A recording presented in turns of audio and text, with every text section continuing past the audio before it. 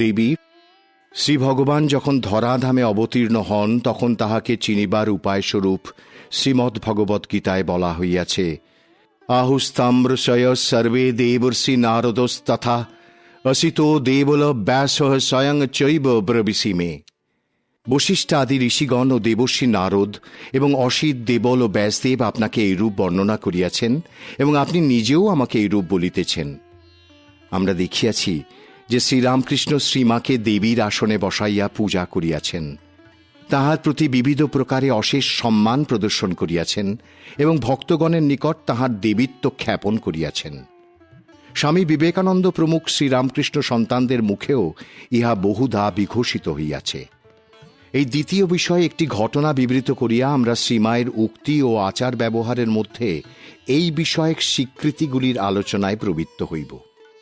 শ্রী সুরেন্দ্র কুমার সেন মহাশয় পূজ্যপাদ স্বামী বিবেকানন্দর নিকট দীক্ষা লইতে গেলে তিনি দীক্ষাসনে বসিয়া সুরেন্দ্রবাবুকে বলিয়াছিলেন, তিনি শ্রী শ্রী ঠাকুরের নির্দেশে জানিতে পারিয়াছেন সুরেন্দ্রবাবু অপর এক অধিক শক্তিসম্পন্ন গুরুর নিকট দীক্ষা পাইবেন।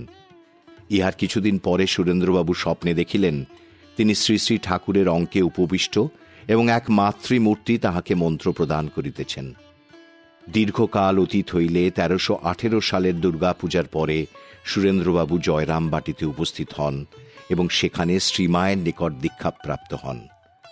দীক্ষার মন্ত্র স্বপ্নপ্রাপ্ত মন্ত্রের সহিত মিলিয়াছে এবং শ্রীমায়ের গুরুমূর্তি স্বপ্নদৃষ্ট দেবীরই অনুরূপ দেখিয়া সুরেন্দ্রবাবু দীক্ষাকালে প্রায় বাহ্যক জ্ঞান শূন্য হইলেন। পরে তিনি শ্রীমায়ের নিকট স্বপ্ন বৃত্তান্ত খুলিয়া বলিলেন। ভক্তদের নিকট শ্রীমায়ের পরিচয় প্রদান প্রসঙ্গে শ্রীরামকৃষ্ণ বলিয়াছিলেন যে তিনি জ্ঞানদাত্রী সরস্বতী। পূর্ব অধ্যায়ে আমরা ইহার প্রমাণ পাইয়াছি। কিন্তু উহা শ্রীমায়ের বিশেষত্বের পরিচায়ক হইলেও তাহার ব্যক্তিত্ব উহারই মধ্যে সীমাবদ্ধ ছিল না। তিনি সাধারণত অতি সংকোচশীলা ও কোমল স্বভাবা হইলেও স্থলবিশেষে তাহার ব্যবহারে একটা অদৃষ্টপূর্ব দৃঢ়তা প্রকাশ পাইত। ইহাকে রুদ্রভাব বলা চলে না, বরং মহাকবি লেখনী মুখে কুসুম অপেক্ষা মৃদু, বজ্র হইতেও কঠোর বলিয়া মহাপুরুষদের হৃদয়ের যে লক্ষণ নির্ণীত হইয়াছে ইহা তাহারই দৃষ্টান্ত মাত্র। আমরা উন্মাদ হরিশের শাস্তির কথা পূর্বেই বলিয়াছি, আরও দু একটি দৃষ্টান্ত দিলাম। ১৩২১ সালের গ্রীষ্মকালে সন্ধ্যার কিছু পূর্বে শ্রীমা উদ্বোধনের দোতলায় রাস্তার দিকে বারান্দায় বসিয়া মালা জপ করিতেছেন। তখন রাস্তার অপর পার্শ্বে মাঠের ওপর কুলি মজুররা চালা বাঁধিয়া সপরিবারে বাস করিত। ওই বাড়িগুলির একটিতে এক ব্যক্তি তাহার স্ত্রীকে বেদম প্রহার করিতে আরম্ভ করিল। প্রথমে কিল চড়, পরে এমন এক লাথি মারিল যে অবলা স্ত্রী কোলের ছেলের সহিত গড়াইয়া উঠানে আসিয়া পড়িল। তাহার উপর আবার কয়েক ঘা লাথি। শ্রীমায়ের জপ বন্ধ হইয়া গেল। যাহার গলার স্বর একতলা হইতেও কেহ শুনিতে পাইত না, তিনি রেলিং ধরিয়া দাঁড়াইয়া তীব্র ভর্ৎসনার স্বরে বলিলেন, বলি ও মিনসে, বউটাকে একেবারে মেরে ফেলবি নাকি? মোলো যা। লোকটি তখন ক্রোধোন্মত্ত হইলেও একবার মাতৃমূর্তি দর্শন মাত্র সাপের মাথায় ধুলো পড়া দিলে যেমন হয় সেইভাবে মাথা নিচু করিয়া নির্যাতিতাকে তখনই ছাড়িয়া দিল। মায়ের সহানুভূতি পাইয়া মেয়েটি তখন ডাক ছাড়িয়া কাঁদিতে লাগিল। তাহার অপরাধ, সে সময় মতো ভাত রান্না করে নাই। একটু পরেই পুরুষটির রাগ পড়িল এবং সাদাসাদির পালা আরম্ভ হইল দেখিয়া সকলে নিজ নিজ কাজে চলিয়া গেলেন। একসময় ঠাকুরের ভ্রাতস্পৃত্য রামলাল দাদা ও শিবুদাদা কামারপুকুরে অনুপস্থিত আছেন। এই সুযোগে শিবুদাদা স্ত্রী গ্রামের জমিদার লাহাবাবুদের সাহায্যে কন্যা পাঁচিকে এক রাত্রে নিজেদের অপেক্ষা নিকৃষ্ট বলিয়া সন্দিগ্ধ এক ঘরে বিবাহ দিতে উদ্যত হন। পরে অবশ্য স্থির হয় যে পাত্র কন্যা গ্রহণের উপযুক্ত এবং তাহারই সহিত পাঁচির বিবাহ হয়। কিন্তু প্রথম অবস্থায় রামলাল দাদাকে বিপন্ন দেখিয়া আরামবাগে শ্রীযুক্ত প্রবোধবাবু ও জয়রামবাটির জনৈক ভক্ত কৌশলে পাঁচিকে উদ্ধার করিয়া জয়রামবাটিতে লইয়া আসেন। এই কার্যে ব্যাপৃত ভক্তদ্বয়ের মনে অবশ্য সন্দেহ জাগিয়াছিল যে মা ইহা অনুমোদন করিবেন কিনা। কিন্তু মায়ের আহ্বানে আগত রামলাল দাদা যখন বিবাহে অসম্মতি জানাইলেন তখন মা ভক্তদ্বয়কে আশ্বাস দিলেন। ঘটনার পরে কথা প্রসঙ্গে প্রবোধবাবু আশঙ্কা প্রকাশ করিলেন যে এই ব্যাপারে লাহাবাবুরা বিরক্ত হইবেন এবং ভবিষ্যতে কামারপুকুরে শ্রী শ্রী ঠাকুরের মন্দির নির্মাণে হয়তো বাধা দিবেন। অবশ্য প্রবোধবাবুর মতে তাহাতেও ক্ষতি ছিল না, কারণ ঠাকুর মঠ মন্দিরের জন্য বসিয়া নাই, আর এমন মঠ মন্দির পূর্বেই বহু জায়গায় হইয়া গিয়াছে। মা ইহা শুনিয়া ঈষৎ ক্ষুণ্ণ স্বরে কহিলেন, ও কি কথা গো, ঠাকুরের জন্মস্থান, পুণ্যস্থান, মহাপীঠস্থান, তীর্থভূমি, ওরকম বলতে আছে? তারপর প্রবোধবাবুর আবার আশঙ্কা হইল শিবুদাদা স্ত্রী খেপিয়া গিয়া হয়তো ঘরে আগুন ধরাইয়া দিবেন। শ্রীমা অমনি এক অশ্রুতপূর্ব তীব্র কণ্ঠে প্রতি শব্দ একটু টানিয়া বলিতে লাগিলেন, তাহলে বেশ হয়, তাহলে বেশ হয়। ঠাকুর যেমনটি ভালোবাসতেন তেমনটি হয়। তিনি শ্মশান ভালোবাসতেন, সব শ্মশান হয়ে যাবে বলিয়াই তিনি হাসিতে আরম্ভ করিলেন। ক্রমে উহা অট্টহাস্যে পরিণত হইল। অপরেরা প্রথমে সে হাস্যে যোগ দিয়াছিলেন, কিন্তু মায়ের হাস্য তীব্রতর ও গম্ভীরতর হইয়া তাহাদের হৃদয়ে ত্রাসের সঞ্চার করিল। সুতরাং তাহারা নিবৃত্ত হইলেন। পরক্ষণে মা প্রকৃতিস্থ হইয়া কোমল কণ্ঠে অন্য কথা পাড়িয়া সব ভুলাইয়া দিলেন। শ্রীমায়ের মানবলীলার মধ্যে চকিতে দেবী ভাবের স্ফূর্তি অনেক ভক্তকেই চমৎকৃত করিয়াছে। উহা বিদ্যুৎ ঝলকের ন্যায় এতই দ্রুত আসিত এবং শ্রীমা এতই শীঘ্র আত্মসম্বরণ করিতেন যে ভক্তগণ ধরিয়াও ধরিতে পারিতেন না। তবু তাহাদের চিত্তে এই বিশ্বাস দৃঢ়মূল হইয়া যাইত যে এই দেবীত্বই তাহার মৌলিক ভাব। গগন মহারাজ স্বামী ঋতানন্দ বহুবার লক্ষ্য করিয়াছিলেন যে যখনই দেবী ভাবের প্রাধান্য ঘটিত তখনই তাহার গলার স্বর ও ব্যবহার একটা অতি প্রাকৃতিক আবহাওয়া সৃজন করিয়া ভক্তের মন ক্ষণিকের জন্য অন্য রাজ্যে লইয়া যাইত। তিনি একদিন জয়রামবাটিতে মায়ের ঘরের বারান্দায় বসিয়া সকালে আন্দাজ 9টার সময় মুড়ি খাইতেছিলেন, আর মা ঝাড়ু লইয়া বারান্দা ঝাড় দিতেছিলেন। এমন সময় বাহিরের দরজা হইতে ভিখারির ডাক শোনা গেল, মা ভিক্ষে পাই গো। শ্রীমা আপন মনে বলিয়া উঠিলেন, আমি আর অনন্ত হাতেও কাজ শেষ করতে পারছি না। এক অতি কোমল সুমিষ্ট স্বরে আকৃষ্ট হইয়া গগন মহারাজ শ্রীমায়ের দিকে তাকাইবা মাত্র তিনি কাজ বন্ধ করিয়া এক হাত হাঁটুতে রাখিয়া নুব্জভাবে দাঁড়াইয়া সহাস্যে বলিলেন, দেখো আমার দুটো হাত, আমি কি না আবার বলছি আমার অনন্ত হাত। শ্রীমায়ের মাতৃভাব ও গুরুভাবকে এক হিসেবে এই দেবী ভাবেরই দ্বিবিধ বিকাশ বলা যাইতে পারে। হিন্দু শাস্ত্রে অবশ্য মাতা ও গুরুকে দেবীজ্ঞানে পূজাদির বিধান আছে, কিন্তু বর্তমান ক্ষেত্রে শ্রীমায়ের আশ্রিত ভক্তগণ তাহার মধ্যে এমন এক অলৌকিক করুণা, পবিত্রতা, আশ্রিত বাৎসল্যাদির পরিচয় পাইতেন, যাহার ফলে তাহারা কেবল শাস্ত্রীয় বিধি অনুসারে নহে পরন্তু প্রত্যক্ষ দেবী জ্ঞানে শ্রীমাকে হৃদয়ের অকপট ভক্তি অর্ঘ্য অর্পণ করিতেন। সেই ভক্তি প্রকাশের মধ্যে বা আলাপ আলোচনার মধ্যে কোনো সুচিন্তিত বিধিবদ্ধ ধারা ছিল না, ছিল শুধু স্বতঃস্ফূর্ত পূজার আগ্রহ অথবা হৃদয়ে উপলব্ধ সত্য সম্বন্ধে মাতা ঠাকুরানীর অনুমোদন লাভের আকাঙ্ক্ষা। কেহ কেহ দীক্ষার সময় বা স্বপ্নে শ্রীমাকে দেবী রূপে দেখিতে পাইতেন এবং সে অনুভূতি জীবনের সম্বল হইয়া নানাভাবে তাহাদের কার্যাবলীকে নিয়ন্ত্রিত করিত। সুমতি নাম্নী জনৈকা ভক্ত মহিলা স্বপ্নে দেখিয়াছিলেন যে তিনি শ্রীমাকে লাল পেড়ে শাড়ি দিয়া চণ্ডীরূপে পূজা করিতেছেন। তাই চওড়া লাল পাড়যুক্ত শাড়ি লইয়া তাহার নিকট আসিলেন, কিন্তু লজ্জায় নিজে না বলিতে পারিয়া অপরের দ্বারা স্বপ্ন বৃত্তান্ত শুনাইলেন। মা শুনিয়া সহাস্যে বলিলেন, জগদম্বাই স্বপ্ন দিয়েছেন, কি বল মা? তা দাও, শাড়িখানি তো পরতে হবে। তিনি উহা পরিলেন। ওই দিনই 1325 সালের 2রা কার্তিক রাত্রে লক্ষ্মী পূজা। বিকালে একজন স্ত্রীলোক লক্ষ্মী পূজার তাবৎ উপকরণ লইয়া আসিয়া মায়ের শ্রীচরণ পূজা করিলেন। পরে 4টি পয়সা পদতলে রাখিয়া প্রণাম করিলেন। মা উপস্থিত অপর সকলকে বলিলেন, আহা, ওর বড় দুঃখ মা, বড় গরিব। শ্রীলোকটির একমাত্র পুত্র বিয়ে পাশের পর পাগল ও নিরুদ্দেশ হইয়াছে এবং স্বামীও পুত্র শোকে উন্মাদ প্রায় হইয়াছেন। মা স্ত্রীলোকটিকে আশীর্বাদ করিলেন। কেউ কেউ হয়তো বলিবেন, উপরের দৃষ্টান্তদ্বয়ে শ্রীমা কার্যত নিজের দেবীত্ব স্বীকার করিলেও আশ্রিত বা আর্তের মনে দুঃখ না দিবার আগ্রহ সেই স্বীকৃতির সহিত এমনভাবে মিশ্রিত যে ইহাকে দেবীত্বাঙ্গীকারের প্রমাণরূপে গ্রহণ করা চলে না। কিন্তু মনে রাখিতে হইবে যে আমরা এই গ্রন্থে শ্রীমায়ের সম্পূর্ণ চরিত্রাঙ্কনে ব্রতী হইয়াছি। তাই ভক্তিমান পাঠককে সহসা কোনো সিদ্ধান্ত না করিয়া ধৈর্য ধারণপূর্বক স্তরে স্তরে আমাদের সহিত অগ্রসর হইতে অনুরোধ করি। আমরা এক লোকোত্তর ব্যক্তিত্বের সম্মুখে উপস্থিত। এখানে হঠকারিতা অপেক্ষা শ্রদ্ধা, নিজের বুদ্ধিমত্তা প্রকাশের চেষ্টা অপেক্ষা আস্তিক্য বুদ্ধিই আমাদের অধিক সহায়ক হইবে। এই হিসাবেই আমরা বিরুদ্ধ সমালোচনার ভয়ে পশ্চাৎপদ না হইয়া অনুরূপ আরও কয়েকটি ঘটনার উল্লেখ করিতেছি। ঠাকুরের দেহত্যাগের পর একবার মা কামারপুকুর হইতে জয়রামবাটি আসিতেছিলেন। শিবুদাদা তখন ছেলে মানুষ, তিনিও কাপড়ের মোচকা লইয়া সঙ্গে চলিয়াছেন।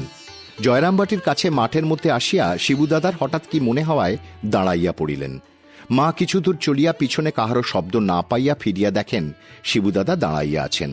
তাই সবিস্ময়ে বলিলেন, ও কি রে শিবু, এগিয়ে আয়। শিবুদাদা বলিলেন, একটি কথা বলতে পারো, তাহলে আসতে পারি। মা জিজ্ঞাসা করিলেন, কি কথা? শিবুদাদা বলিলেন, তুমি কে বলতে পারো? মা উত্তর দিলেন, আমি কে? আমি তোর খুড়ি। শিবুদাদা বলিলেন, তবে যাও, এই তো বাড়ির কাছে এসেছ, আমি আজ যাব না। তখন বেলা শেষ হইয়া আসিয়াছে। বিব্রত স্বরে মা বলিলেন, দেখো দেখি, আমি আবার কে রে? আমি মানুষ, তোর খুড়ি। শিবুদাদা উত্তর দিলেন, বেশ তো, তুমি যাও না। শিবুদাদাকে নিশ্চল দেখিয়া মা শেষে বলিলেন, লোকে বলে কালী। শিবুদাদা বলিলেন, কালী তো ঠিক? মা কহিলেন, হ্যাঁ। শিবুদাদা খুশি হইয়া বলিলেন, তবে চলো, বলিয়া সঙ্গে সঙ্গে জয়রামবাটি আসিলেন। 1326 সালের ফাল্গুনে শ্রীমায়ের জয়রামবাটি হইতে কলকাতা যাবার কথা স্থির হইয়াছে জানিয়া শিবুদাদা তাহার সহিত সাক্ষাৎ করিবার জন্য বেলা প্রায় 11টার সময় জয়রামবাটিতে উপস্থিত হইয়া তাহাকে প্রণামান্তে জানাইলেন যে তিনি সেদিন আর কামারপুকুরে যাইবেন না, কারণ রঘুবীরের পূজা, ভোগ, শীতল, সন্ধ্যারতি ও শয়নাদি সেদিনকার মতো সারিয়া আসিয়াছেন। মা ইহাতে অসন্তুষ্ট হইয়া সেদিনই তাহাকে কামারপুকুরে ফিরিয়া গিয়া বৈকালিক ক্রিয়াদি যথাবিধি করিতে বলিলেন এবং কামারপুকুরে লইয়া যাইবার জন্য ব্রহ্মচারী বরদাকে একটি পুঁটুলিতে কিছু ফল ও শাক সবজি বাঁধিয়া নিতে বলিলেন। বেলা 3টার সময় আবার তাহাকে ডাকিয়া বলিলেন তিনি যেন পুঁটুলি লইয়া আমোদন নদী পর্যন্ত শিবুদাদাকে আগাইয়া দিয়ে আসেন।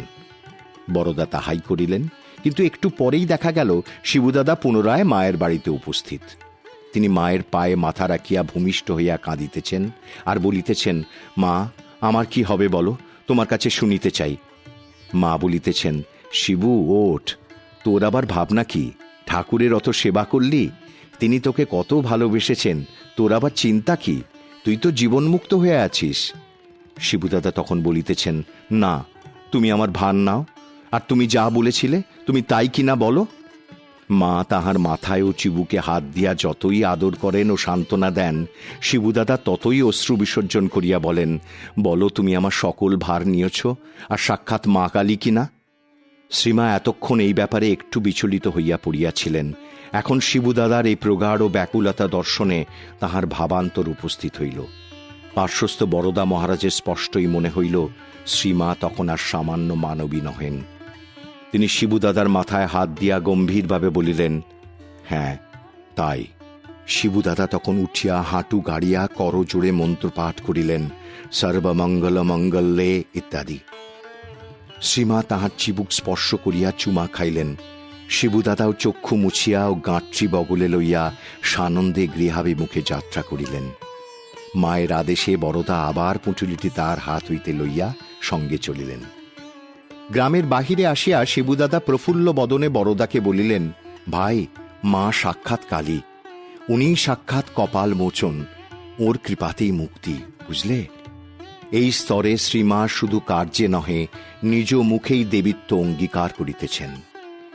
এই দৃষ্টান্তদ্বয়ের দ্বিতীয়টি সম্বন্ধেও যদি আপত্তি হয় যে ইহাও স্বতঃস্ফূর্ত নহে, ইহার পেছনেও শিবুদাদার জেদ রহিয়াছে, তবে আমরা বলতে পারি এখানে সাক্ষী রূপে যে তৃতীয় ব্যক্তি উপস্থিত ছিলেন তিনি কিন্তু উহা শিবুদাদাকে শান্ত করিবার জন্য নিছক স্তোক বাক্য রূপে না বুঝিয়া সত্য বলিয়াই জানিয়াছিলেন। অধিকন্তু দ্বিতীয় স্থলে শ্রীমা অসহায় ছিলেন না। তিনি অনায়াসে অস্বীকার করিতে পারিতেন, আর তিনি যে ঐরূপ অস্বীকার করিতেন না তাহাও নহে। জিজ্ঞাসুর প্রশ্ন যেখানে শূন্যগর্ভ ঔৎসুক্য জনিত অথবা চাটুবাদাদি প্রসূত মনে হইত, সেখানে অজ্ঞের অজ্ঞতাবৃদ্ধি অবাঞ্ছিত জানিয়া তিনি দ্বিধাশূন্যভাবে অস্বীকার করিতেন। ওইসব ক্ষেত্রেও শ্রদ্ধাবান ও বুদ্ধিমান বিরল কেহ কেউ বুঝিতে পারিতেন যে শ্রীমায়ের দেহাবলম্বনে দৈবশক্তি অবতীর্ণ হইলেও তিনি অপূর্ব বিনয় ও সংযম সহকারে উহা সাধারণ্যে ব্যক্ত না করিয়া সরলা পল্লী বালার ন্যায় আচরণ করিতেছেন। নম্রতার প্রতিমূর্তি শ্রীমা আপনাকে শ্রী শ্রী ঠাকুরের পদাশ্রিতা বলিয়াই জানিতেন এবং সকলের মনে ওই ভাবই দৃঢ়াঙ্কিত করিয়া দিতেন। দীক্ষা প্রদানের পর তিনি ঠাকুরকে দেখাইয়া বলিতেন, ওই উনিই গুরু। খুব অন্তরঙ্গভাবে কথা বলিতে বলিতে দৈবার যদিও তাহার দেবী ভাব কখনো কখনো বাহির হইয়া পড়িত, তথাপি লোক ব্যবহার কালে সজ্ঞানে উহা প্রকাশ পাইত না। জনৈক প্রাচীন স্ত্রী ভক্ত মায়ের শেষ অসুখের সময় একদিন তাহাকে তুমিই জগদম্বা, তুমিই সব ইত্যাদি বলিয়া যেমন প্রশংসা করিতেছেন, অমনি মা রুক্ষ স্বরে বলিয়া উঠিলেন, যাও যাও জগদম্বা, তিনি দয়া করে পায়ে আশ্রয় দিয়েছিলেন বলে বর্তে গেছি। তুমি জগদম্বা, তুমি হেন, বেরো এখান থেকে। ফলত তিনি কোনো ভক্তের আন্তরিক বিশ্বাসে আঘাত না দিলেও এই প্রকার প্রশংসা বাক্য সহ্য করিতে পারিতেন না। একদিন সকালে জয়রামবাটিতে মায়ের ঘরের বারান্দায় শ্রী শ্রী রামকৃষ্ণ পুঁথি হইতে বিবাহের অংশটি পাঠ হইতেছিল। মায়ের সহিত বসিয়া আরও দুই একজন শুনিতেছিলেন। ওই অংশে মাকে জগন্মাতা বলিয়া উল্লেখ করিয়া খুব প্রশংসা ছিল। মা উহার খানিকটা শুনিয়াই উঠিয়া গেলেন।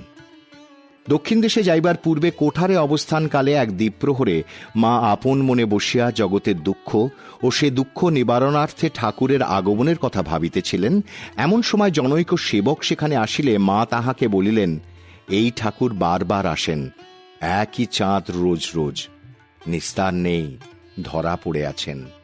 বলে, বারে বারে আসি, দুঃখ রাশি রাশি, যাতনা সহিবে কদিন। এ কি খালি জীবের, এ যে ঠাকুরেরও। তাই বসে ভাবছিল, দেখলুম শেষ নেই। কি কষ্ট ঠাকুরের, কে বুঝবে। ভক্ত বলিলেন, খালি ঠাকুরের কেন মা, আপনারও তো। ঠাকুর আর আপনি তো এক। মা বলিলেন, ছি, ও কথা বলতে আছে বোকা ছেলে। আমি যে তাঁর দাসী, পড়নি? তুমি যন্ত্রী, আমি যন্ত্র। তুমি ঘরণী, আমি ঘর। যেমনি করাও তেমনি করি। সব ঠাকুর, ঠাকুর ছাড়া কিচ্ছু নেই। কোনো কোনো পাঠক হয়তো ভাবিতেছেন আমাদের সিদ্ধান্ত গ্রহণের পক্ষে এই পর্যন্তই যথেষ্ট।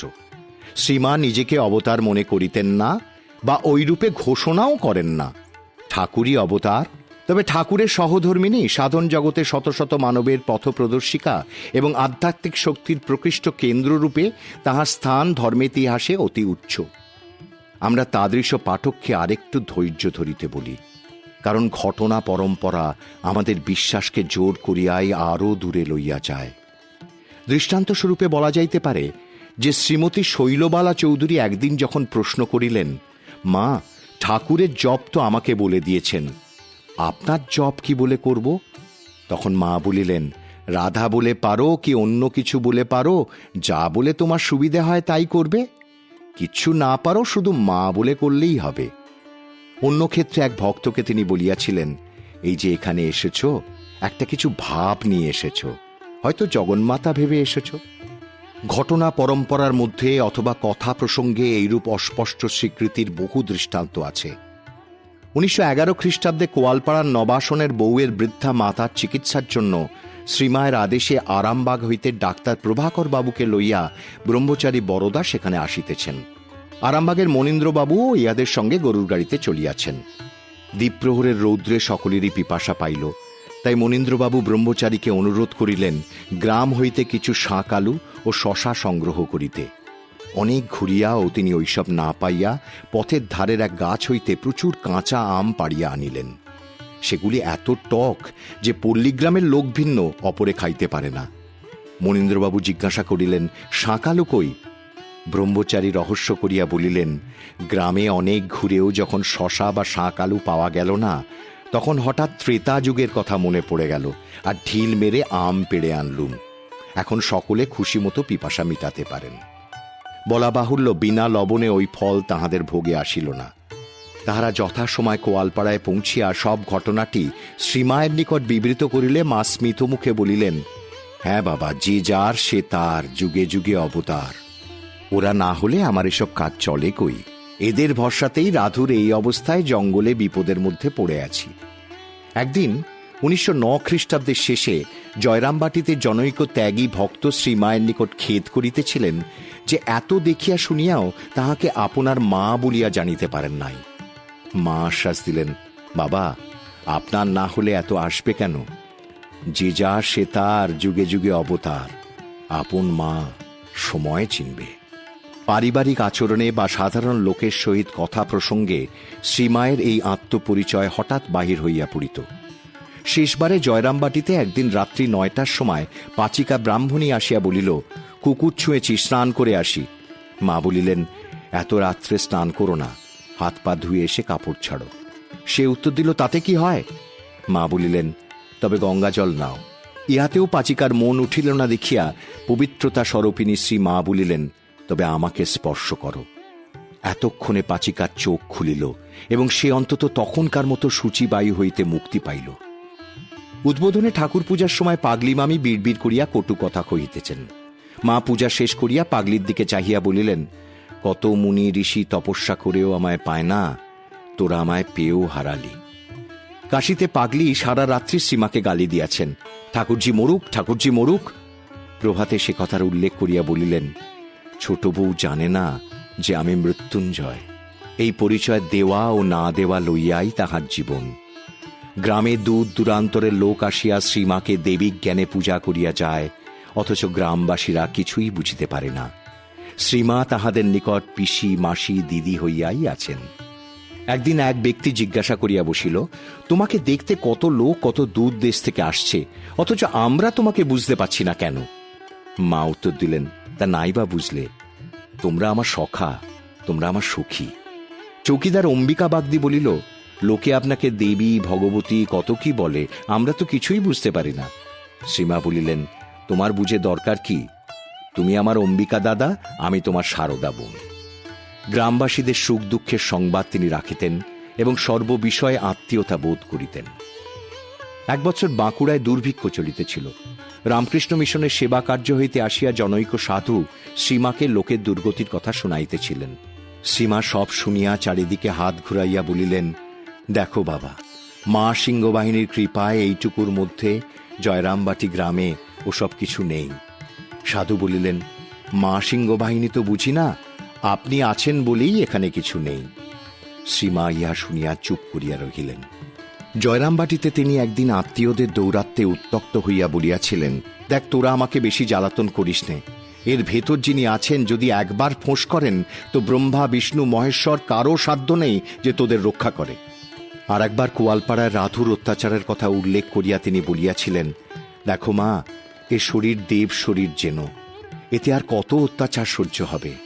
ভগবান না হলে কি মানুষ এত সহ্য করতে পারে? দেখো মা, আমি থাকতে এরা কেউ আমাকে জানতে পারবে না, পরে বুঝবে সব।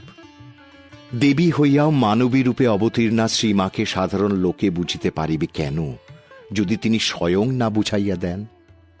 ভগবতী নরলোকে আসেন মানুষকে প্রেম ভক্তি শিখাইবার জন্য, কিন্তু মানুষের বুদ্ধি অল্প বলিয়া তাহারই কল্যাণার্থে দেবতাকে তাহার পূর্ণ ভগবত্তা আবৃত রাখিতে হয়। এই বিরুদ্ধ অবস্থাদ্বয়ের সংঘর্ষ নিবন্ধন সাধারণ মানবের নিকট তিনি অজ্ঞাত থাকিয়া যান। সৌভাগ্যবান 2-4 জনের নিকটই কেবল তিনি ধরা দেন। নলিনী দিদি একদিন 1325 সালের 23রা আশ্বিন 2 জন স্ত্রী ভক্তের সম্মুখে প্রশ্ন করিলেন, আচ্ছা পিসিমা, লোকে যে তোমাকে অন্তর্যামী বলে, সত্যই কি তুমি অন্তর্যামী? মা একটু হাসিলেন মাত্র, কিন্তু নলিনী দিদি আবার শক্ত করিয়া ধরিলে মা বলিলেন, ওরা বলে ভক্তিতে, আমি কি মা, ঠাকুরই সব। তোমরা ঠাকুরের কাছে এই বলো, আমার আমিত্ব যেন না আসে। শ্রীমায়ের এই বিনয় ও আত্মগোপনের চেষ্টা দেখিয়া একটি মহিলা হাসিয়া ফেলিলেন এবং কথা প্রসঙ্গে বলিলেন, অনেকেই তো মাকে জগদম্বা বলে, কিন্তু কার কত বিশ্বাস তা ঠাকুরই জানেন। অবিশ্বাসী আমাদের মুখে এই কথা যেন নিতান্ত মুখস্থ করা কথার মতো শোনায়। মাও হাসিয়া বলিলেন, তা ঠিক মা। মহিলাটি আরও বলিলেন যে শ্রীমা দয়া করিয়া নিজ স্বরূপ বুঝাইয়া না দিলে অপরের পক্ষে বোঝা অসম্ভব। তারপর বলিলেন, তবে মায়ের ঐশ্বরত্ব এইখানেই যে মায়ের ভিতর আদৌ অহংকার নেই, জীবমাত্রেই অহংয়ে ভরা। এই যে হাজার হাজার লোক মায়ের পায়ের কাছে তুমি লক্ষ্মী, তুমি জগদম্বা বলে লুটিয়ে পড়ছে, মানুষ হলে মা অহংকারে ফেঁপে ফুলে উঠতেন। অত মান হজম করা কি মানুষের শক্তি? মা প্রসন্ন মুখে একবার ভক্তের দিকে চাহিলেন মাত্র। দক্ষিণেশ্বরের পুরাতন দিনের কথা। যোগিন মা তখন শ্রীমায়ের অন্তরঙ্গ রূপে সুপরিচিতা। একদিন শ্রীমা তাহাকে জিজ্ঞাসা করিলেন, যোগেন, তুমি শুকনো বেলপাতায় পুজো করো কি? যোগিনমা দক্ষিণেশ্বর হইতে পূজার জন্য বিল্লপত্র লইয়া যাইতেন এবং উহা শুকাইয়া গেলেও তাহা দ্বারাই পূজা করিতেন। সুতরাং তিনি উত্তর দিলেন, হ্যাঁ মা, কিন্তু তুমি তা কি করে জানলে? স্মিত মুখে মা বলিলেন, আজ আমি সকালে ধ্যান করবার সময় দেখতে পেলুম তুমি শুকনো বেলপাতা দিয়ে কথাটা শেষ না করিয়া তাড়াতাড়ি মা বলিলেন, পূজা করছিলে। বুদ্ধিমতী যোগিন মা স্তম্ভিত হইয়া মায়ের মুখের দিকে চাহিয়া রইলেন। মা লজ্জায় আরক্তিম হইয়া যোগিন মাকে জড়াইয়া ধরিলেন। যোগিন মার হঠাৎ মনে হইল যেন তাহার কন্যা গনু তাহাকে আলিঙ্গনে আবদ্ধ করিয়াছে। তিনিও অমনি আবিষ্টার ন্যায় শ্রীমাকে বুকে ধরিয়া চুমা খাইলেন। পরে হুঁশ হইলে তাহার চরণ স্পর্শ করিয়া ধুলা মাথায় লইলেন। মা উঠিয়া নহবতের বারান্দায় গিয়া দাঁড়াইলেন। উপযুক্ত আধার পাইলে শ্রীমা নিজ দেবীত্ব স্পষ্টই স্বীকার করিতেন। স্বামী তন্ময়ানন্দ একবার জয়রামবাটি যাইয়া শ্রীমায়ের পাদপূজা করিলেন। তাহার চরণ যুগল মস্তকে ধারণ করিলে মা বাধা দিয়া বলিলেন যে মাথার উপর পা রাখিতে নাই, কারণ ঠাকুর সেখানে থাকেন। তিনি সাক্ষাৎ ভগবান, মস্তকস্থ সহস্র দল পদ্মে বসিয়া আছেন। অমনি তন্ময়ানন্দ প্রশ্ন করিলেন, মা, ঠাকুর যদি স্বয়ং ভগবান, তবে আপনি কে? বিন্দুমাত্র ইতস্তত না করিয়া মা উত্তর দিলেন, আমি আর কে? আমিও ভগবতী। এই সঙ্গে মনে পড়ে শ্রীমায়ের কোয়ালপাড়া আশ্রমে ঠাকুরঘরের বেদির উপর ঠাকুরের ছবির পার্শ্বে নিজের ছবি সহস্তে বসাইয়া পূজা করার কথা। আমরা ইহা অন্যত্র বলিয়াছি। ব্রহ্মচারী বিমল, পরে স্বামী দয়ানন্দ, উদ্বোধনে শ্রীমায়ের বাড়িতে ঠাকুরের নিত্য পূজা সেবা করিতেন। একদিন সম্ভবত পূজার পরেই তিনি শ্রীমাকে প্রণাম করিতে গিয়াছেন। মা কালী ও ঠাকুরের ছবি এবং নিজেকে দেখাইয়া শ্রীমা বলিলেন, এরা এক। 1910 খ্রিস্টাব্দে বড়দিনের ছুটিতে জনৈক দীক্ষার্থী কোঠারে মন্ত্র গ্রহণান্তে শ্রীমায়ের পাদপত্রে পুষ্পাঞ্জলি প্রদান করিয়া একখানি কাপড় ও টাকা দিলেন। মা বলিলেন, তোমার টানাটানি অভাব, আবার টাকা কেন? ভক্ত জানাইলেন যে এ টাকা মায়েরই। পুত্রের অর্জিত অর্থের কিছুও যদি মায়ের সেবায় লাগে তবে পুত্র ধন্য হয়।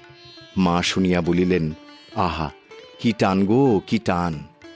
ভক্ত অপরের মুখে শুনিয়াছেন মা সাক্ষাৎ কালী, আদ্যাশক্তি, ভগবতী।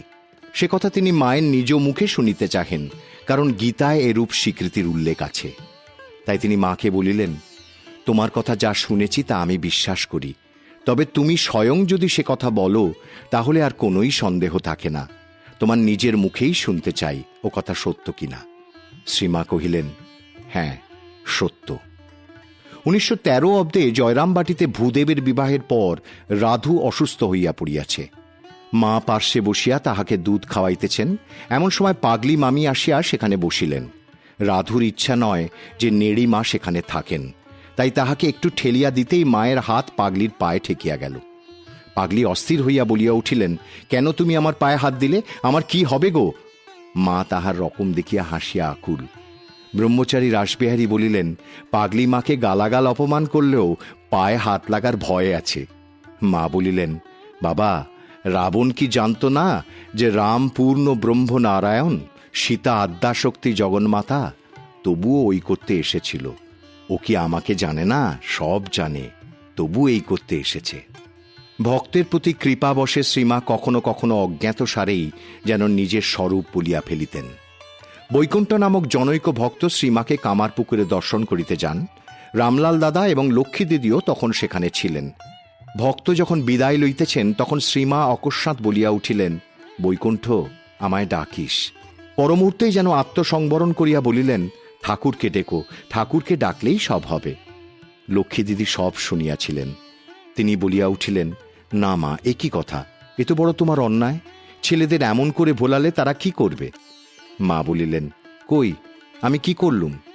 দিদি উত্তর দিলেন, মা, তুমি এই মুহূর্তে বৈকুণ্ঠকে বললে আমায় ডাকিস, আবার বলছো ঠাকুরকে ডেকো। মা বলিলেন, ঠাকুরকে ডাকলেই তো সব হলো। লক্ষ্মী দিদি ইহাতে নিবৃত্ত না হইয়া বৈকুণ্ঠকে বুঝাইয়া দিলেন যে শ্রীমায়ের মুখে আজ যে নূতন বাণী বাহির হইল উহা অতি মূল্যবান। ইহা মায়ের নিজের মুখের স্বীকৃতি ও আদেশ। সুতরাং বৈকুণ্ঠ যেন মাকেই ডাকেন। মা সব শুনিয়া গেলেন, আর প্রতিবাদ করিলেন না। এক ভক্ত মহিলা জিজ্ঞাসা করিলেন, মা, আপনি যে ভগবতী তা আমরা বুঝতে পারি না কেন? মা কহিলেন, সকলেই কি আর চিনতে পারে মা? ঘাটে একখানা হীরা পড়েছিল, সব্বাই পাথর মনে করে তাতে পা ঘষে স্নান করে উঠে যেত। একদিন জহুরি সেই ঘাটে এসে দেখে চিনলে যে সেখানে এক প্রকাণ্ড মহামূল্য হীরা।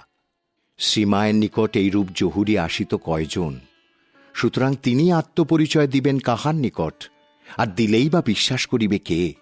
তাই তাহার এই ভাবের উক্তি অস্পষ্ট ও আকস্মিক বলিয়া মনে হয়। অথচ স্থল বিশেষে তাহার উক্তিতে বিন্দুমাত্র সংকট ছিল না। শ্রীযুক্ত কেদার স্বামী কেশবানন্দ ওই দিনই কথা প্রসঙ্গে বলিলেন, মা, আপনাদের পরে ষষ্ঠী, শীতলা প্রভৃতি দেবতাকে আর কেউ মানবে না। মা বলিলেন, মানবে না কেন? তারা তো আমারই অংশ। একদিন জগদম্বা আশ্রমে বসিয়া শ্রীযুক্ত কেদার কথা বলিতেছিলেন, এমন সময় অদূরে বটতলায় ঢাক বাজাইয়া ষষ্ঠী পূজা দিতে লোক আসিল। কথাবার্তার অসুবিধা হওয়ায় কেদারনাথ বিরক্তি সহকারে বলিলেন, আহ, থাম না রে বাপু। অমনি মা বাধা দিয়া বলিলেন, ও কি কেদার, সবই তো আমি, তুমি বিরক্ত হচ্ছ কেন? ইহার পর আমরা শ্রীমায়ের জীবনের এমন কতকগুলি ঘটনা লিপিবদ্ধ করিতে চাই, যাহা প্রত্যক্ষদ্রষ্টা ভক্তের বিবেচনায় শুধু সত্য এবং শ্রীমায়ের দৈবী শক্তির পরিচায়ক নহে, উহা অপরের শ্রদ্ধা ভক্তিরও উৎপাদক এবং এই রূপে আধ্যাত্মিক জীবনেরও সহায়ক। প্রয়োজন মাত্র পরিচালিত আধুনিক যুক্তিবাদীর নিকট এইগুলি হয়তো রুচিসম্মত নহে। নীতিমাত্র অবলম্বনে সমাজ পরিচালনে কৃতসংকল্প ধুরন্ধরদের দৃষ্টিতে এইগুলি উপভোগ্য হইলেও হয়তো বর্জনীয়। তথাপি নিরপেক্ষ জীবনী লেখক হিসেবে আমরা ইহা লিখিয়া যাইতে বাধ্য।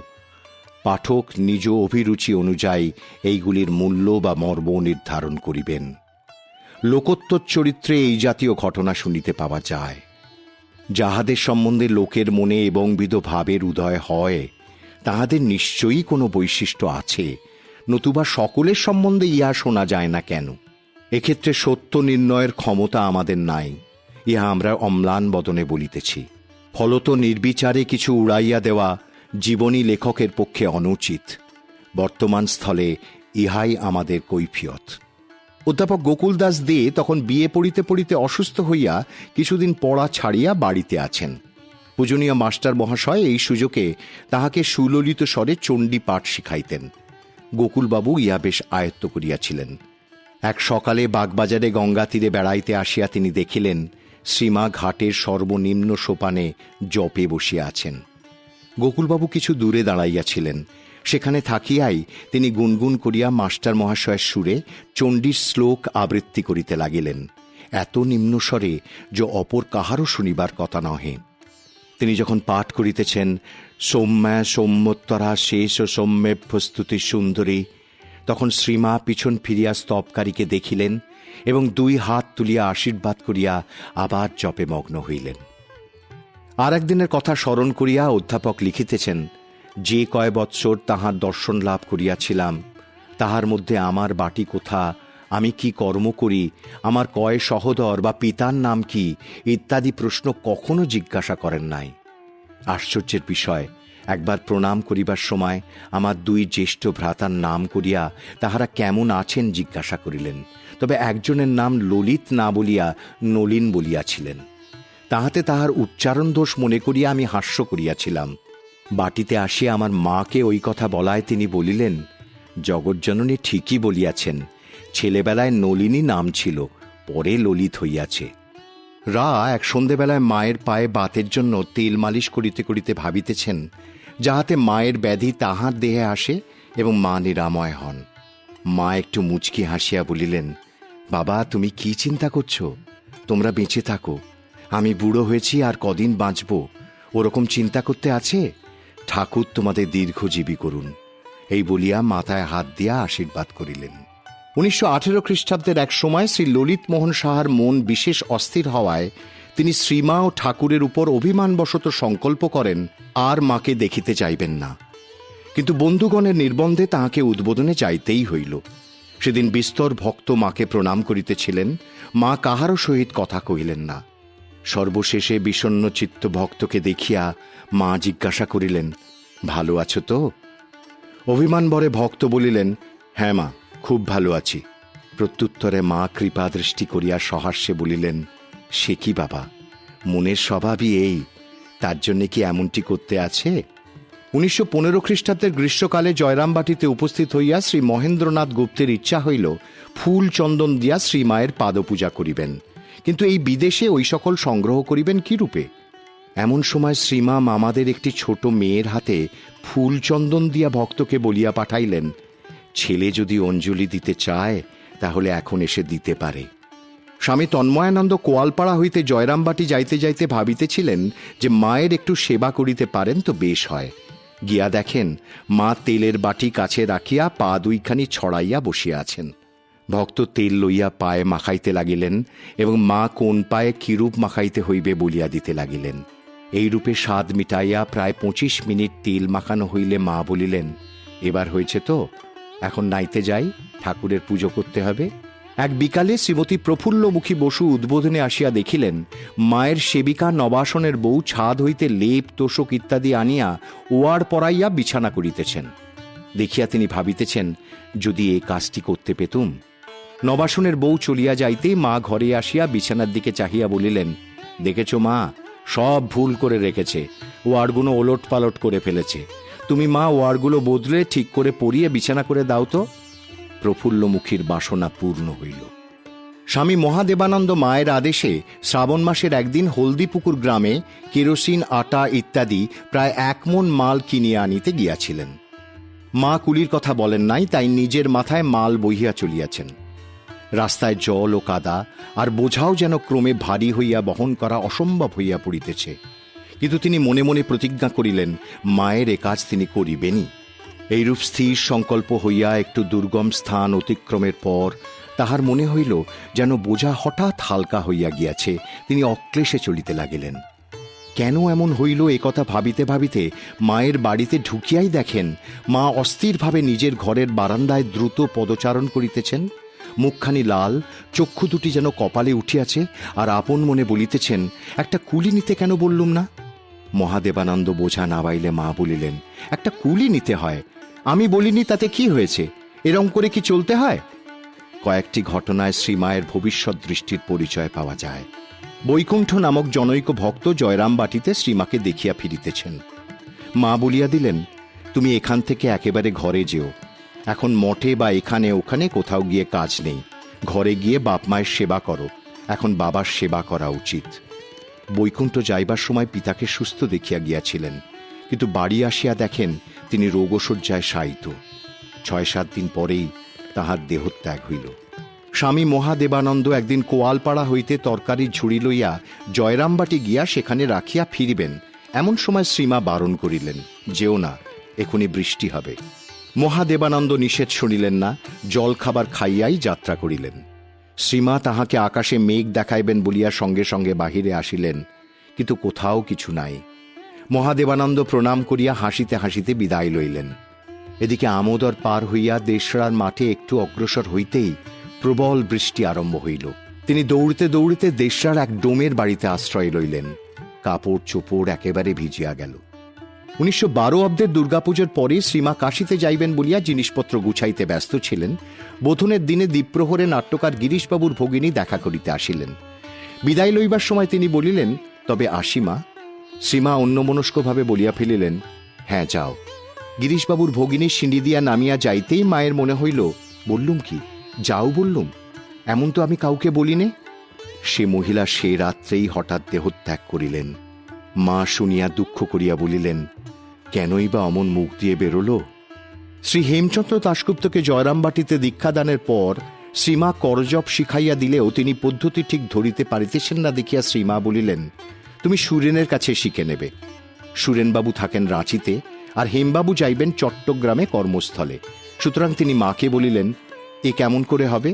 মা শুধু বলিলেন, তা হয়ে যাবে। পরে গোয়ালন্দের স্টিমারে হঠাৎ পরস্পরের সাক্ষাৎ হইল। সুরেনবাবু রাঁচি হইতে ঢাকা যাইতেছেন। শ্রী শ্রী ঠাকুরের ভক্ত শ্রীযুক্ত পূর্ণচন্দ্র ঘোষ যখন অত্যন্ত পীড়িত, তখন একদিন তাহার জননীকে উদ্বোধনে আসিতে দেখিয়া শ্রীমা অপরকে বলিলেন, ওই আসছে, কি রোজ রোজ এসে আমাকে বিরক্ত করে। মা আশীর্বাদ করো, পূর্ণকে ভালো করে দাও। জানি তো পূর্ণ বাঁচবে না, তবু ওদের ভোলাবার জন্য বলতে হয় ভালো হবে। পূর্ণবাবুর জননী আজও প্রণামান্তে ঐরূপ প্রার্থনা করিলে শ্রীমা ঠাকুরের নিকট প্রার্থনা করিতে বলিয়া ও যথাসম্ভব সান্ত্বনা দিয়া বিদায় দিলেন। পরে তিনি বলিলেন, ঠাকুর বলেছিলেন ওর বিয়ে দিলে বেশি দিন বাঁচবে না। সে তখন শুনলে না, তাড়াতাড়ি ছেলের বিয়ে দিলে সন্ন্যাসী হয়ে যাবে বলে। কিছুদিন পরে একদিন সন্ধ্যা আরতির পর শ্রীমা, যোগিন মা প্রভৃতি শুইয়া আছেন। মা একটু তন্দ্রাভিভূতা হইয়াছেন। হঠাৎ তিনি বলিয়া উঠিলেন, পূর্ণ মারা গেল নাকি যোগেন? যোগিন মা আশ্চর্যান্বিত হইয়া বলিলেন, তোমায় কে বললে মা? মা বলিলেন, আমি ঘুমোচ্ছি, হঠাৎ শুনতে পেলুম কে বললে পূর্ণ মারা গেছে। যোগিন মা তখন জানাইলেন যে ওই দিন বিকালে ওই সর্বনাশ হইয়া গিয়াছে 1320 সালের কার্তিক সংক্রান্তিতে। শ্রীমাকে জানানো হয় নাই। সে রাত্রে শ্রীমা কেবলই পূর্ণবাবুর কথা কইয়া দুঃখ করিতে লাগিলেন। ভক্তের জন্য মায়ের আশীর্বাদ ও প্রার্থনা অব্যর্থ ছিল। একবার পূর্ণচন্দ্র ভৌমিক মহাশয়ের কর্মস্থলে বিপাক, এমনকি জেল হইবার সম্ভাবনা ঘটিলে তিনি সকাতরে শ্রীমায়ের নিকট সমস্ত নিবেদন করিলেন। সকল কথা অবগত হইয়া মা আশ্বাস দিলেন, ভয় নেই, কোনো চিন্তা করো না। ভৌমিক মহাশয়ের সে বিপদ অচিন্তনীয় রূপে কাটিয়া গেল। বরিশালের সুরেন্দ্রনাথ রায় মহাশয় একসময় কঠিন রোগে আক্রান্ত হন। রোগ যক্ষা বলিয়া মনে হইয়াছিল এবং সুরেন্দ্রবাবু জীবনের আশা ছাড়িয়া দিয়াছিলেন। তবে মৃত্যুর পূর্বে একবার শ্রীমাকে দেখিবার সাধ হওয়ায় তাহাকে বরিশালে আসিতে অনুরোধ করিয়া পত্র লিখেন। শ্রীমা তাহাকে নিজের একখানি ফটো ও 1 বৎসরের বাঁধানো উদ্বোধন পাঠাইয়া দিয়া পত্রোত্তরে জানান যে তাহার পক্ষে অতদূর যাওয়া সম্ভব নয়, তবে ভয় নাই, অসুখ সারিয়া যাইবে, সুরেন্দ্রবাবু যেন ফটোখানি দেখেন ও উদ্বোধন পাঠ করেন।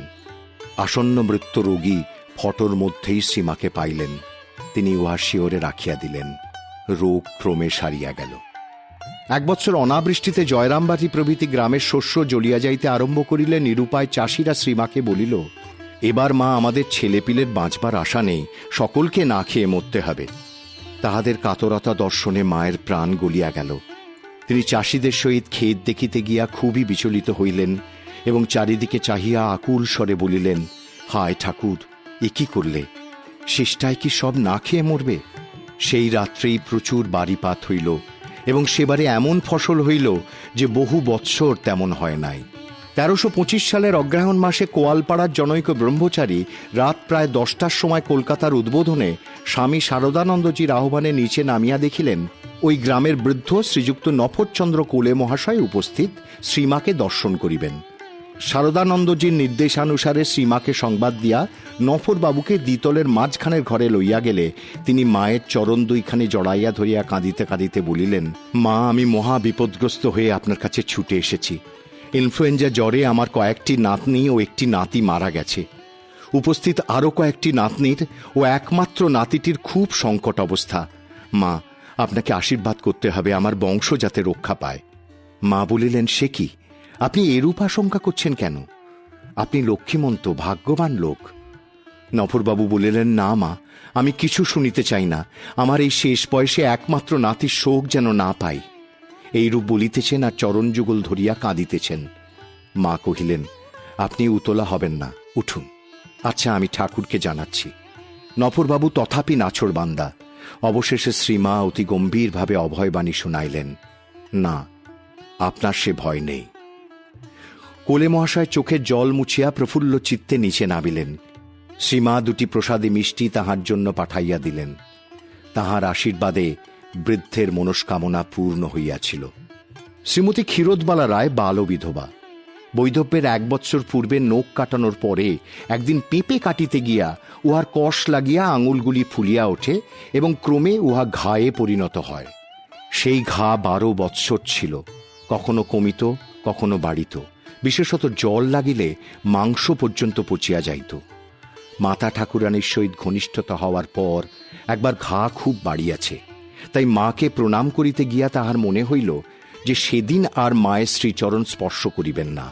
কিন্তু অপর এক স্ত্রী ভক্তকে অঞ্চলে হাত ঢাকিয়া সন্তর্পণে পদধূলি লইতে দেখিয়া তাহারও ঐরূপ করিতে সাধ হইল। ওইভাবে তিনি কখনো প্রণাম করেন না। সুতরাং এইটুকু অস্বাভাবিকতা শ্রীমায়ের দৃষ্টি এড়াইল না। তিনি তৎক্ষণাৎ প্রশ্ন করিয়া তথ্য আবিষ্কার করিলেন এবং সস্নেহে বলিলেন, বাছা, আমি এখন এমনই হয়েছি, আমাতেই আমি ডুবে থাকি, তোমাদের দিকে বড় তাকাই না। এই হাত দিয়ে ঠাকুর পুজো করো, এতেই রোগ ধরে রয়েছে। যাক, আমার সঙ্গে এসো। ঠাকুর পুজোর নির্মাল্য চরণামৃত গঙ্গায় ফেলবার জন্য এখনই নিয়ে যাবে, তাড়াতাড়ি এসো। অন্য ঘরে গিয়া তিনি বলিলেন, ওই দেখো, কমণ্ডলিতে ওইসব রয়েছে, সবটা হাত এতে ডুবিয়ে দাও। হাত ডুবানো হইলে বলিলেন, আর হাতে অসুখ থাকবে না, তবে মাছ মাংস রসুন পেঁয়াজে হাত না দিয়ে যতদূর পারো থেকো। ওসব একেবারে না ধরেও তো পারবে না, এসব ঘাঁটাঘাঁটি করলেই একটু ফুটতে পারে। ঠাকুর পুজো তো রোজ করবে, একটু ফুটলেই ঠাকুরের চরণামৃত দিও। এই বিধান মানিয়াই ইনি নিরোগ হন। পরে কোনো কারণে একটু আদ্র গুটি বাহির হইলে ঠাকুরের চরণামৃত লাগাইবার ঘণ্টাখানেক পরেই সারিয়া যাইত। শ্রীমতী ব্রজেশ্বরী দেবী যখন জয়রামবাটিতে দীক্ষা লইতে যান, তখন তাহার হাতে হিস্টিরিয়া রোগের প্রতিকারকল্পে একগাছি রূপার তাগা ছিল। কেহ পীড়ার কথা স্মরণ করাইয়া দিলে উহার পুনরাবৃত্তি হইত এবং 5-7 দিন নিত্য সন্ধ্যায় শুরু হইয়া অনেক রাত্রি পর্যন্ত চলিত। তাগা দেখিবা মাত্র পাগলি মামির অনুসন্ধিচ্ছা লাগিল।